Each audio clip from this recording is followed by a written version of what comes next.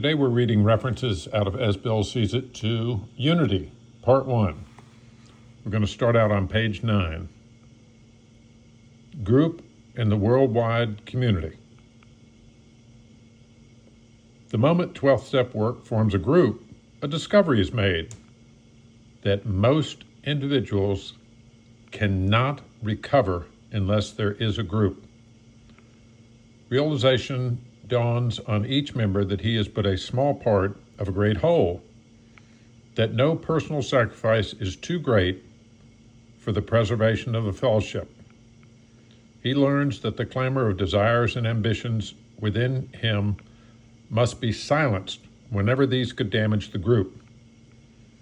It becomes plain that the group must survive or the individual will not. The lone member at sea, the AA at war in a far land, all these members know that they belong to AA's worldwide community, that theirs is only a physical separation, that their fellows may be as near as the next port of call.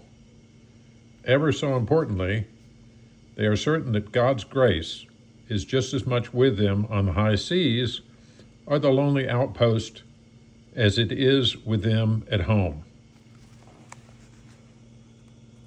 Page 50.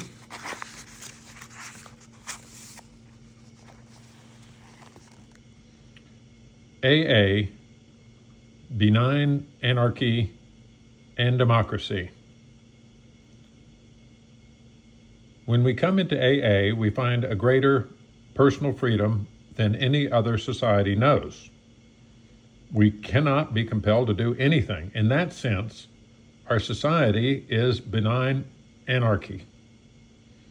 The word anarchy has a bad meaning to most of us, but I think that the idealist who first advocated the concept felt that if only men were granted absolute liberty and were compelled to obey no one, they would then voluntarily associate themselves in the common interest. AA is an association of the benign sort he envisioned. But when we had to go into action to function as groups, we discovered that we also had to become a democracy. As our old-timers retired, we therefore began to elect our trusted servants by majority vote. Each group in this sense became a town meeting. All plans for group action had to be approved by the majority. This meant that no single individual could appoint himself to act for his group or for AA as a whole. Neither dictatorship nor paternalism was for us.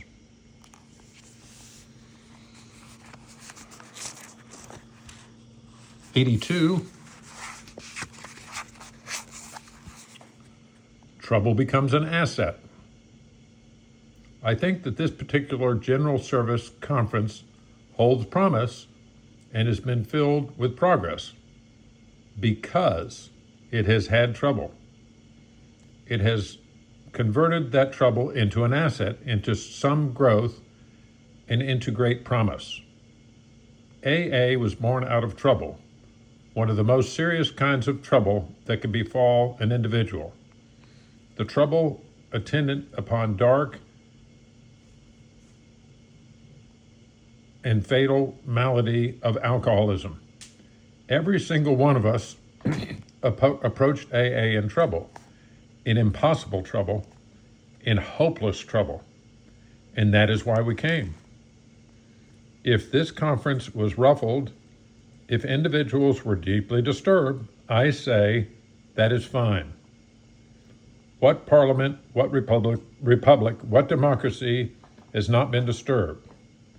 Friction of opposing viewpoints is the very modus operandi of which they proceed. Then what should we be afraid of? 98. Anger, personal and group enemy.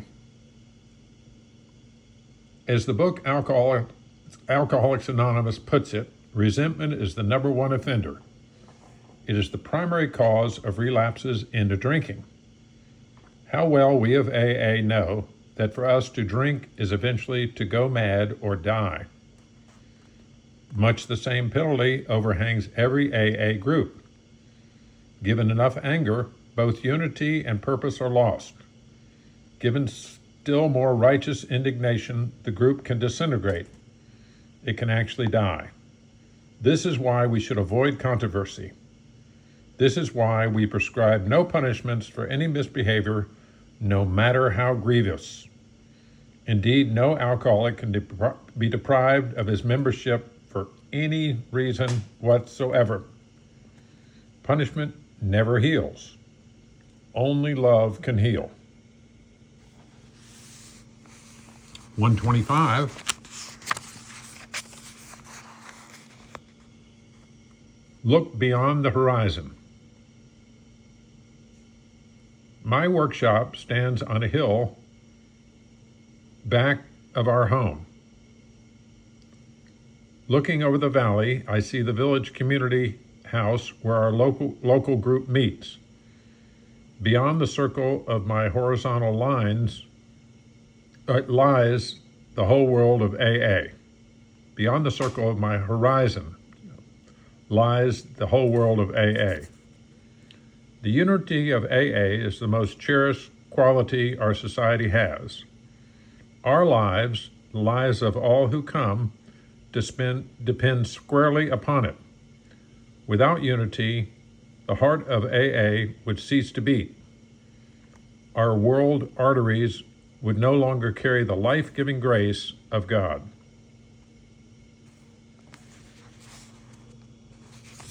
One, 4, 3.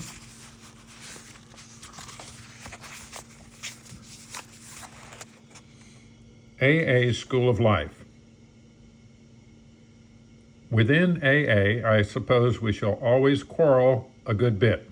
Mostly, I think, about how to do the greatest good for the greatest number of drunks. We shall have our childish spats and snits over small questions of money management and who is going to run our groups for the next 6 months.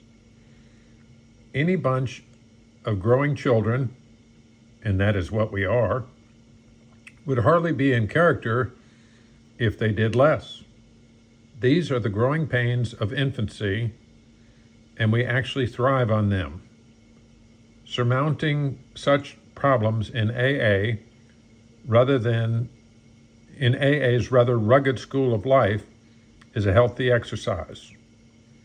Surmounting such problems in AA's rather rugged school of life is a healthy exercise. 149.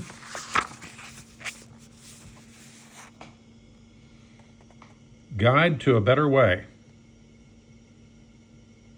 Almost none of us like the self-searching, the leveling of our pride, the confession of shortcomings which the steps require. But we saw that the program really worked in others, and we had come to believe in the hopelessness of life as we had been living it. When, therefore, we were approached by those in whom the problem had been solved, there was nothing left for us but to pick up the simple kit of spiritual tools laid at our feet. Implicit throughout AA's traditions is the confession that our fellowship has its sins.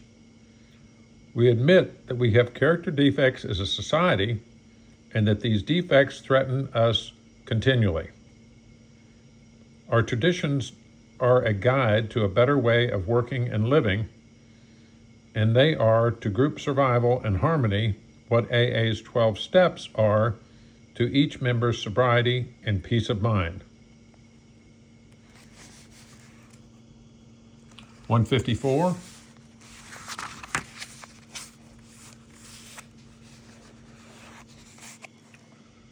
Relapses in the group.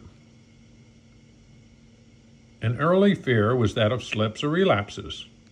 At first, nearly every alcoholic we approached began to slip, if indeed he sobered up at all. Others would stay dry 6 months or maybe a year and then take a skid. This was always a genuine catastrophe. We would all look at each other and say, "Who's next?" Today, those slips are a very serious difficulty. As a group, we take them in stride. Fear has evaporated. Alcohol always threatens the individual, but we know that it cannot destroy the common welfare. It does not pay to argue with slippers about the proper method of getting dry. After all, why should people who are drinking tell people who are dry how it should be done? Just kid the boys along. Ask them if they are having fun. If they're too noisy or troublesome, amiably keep out of their way. Great.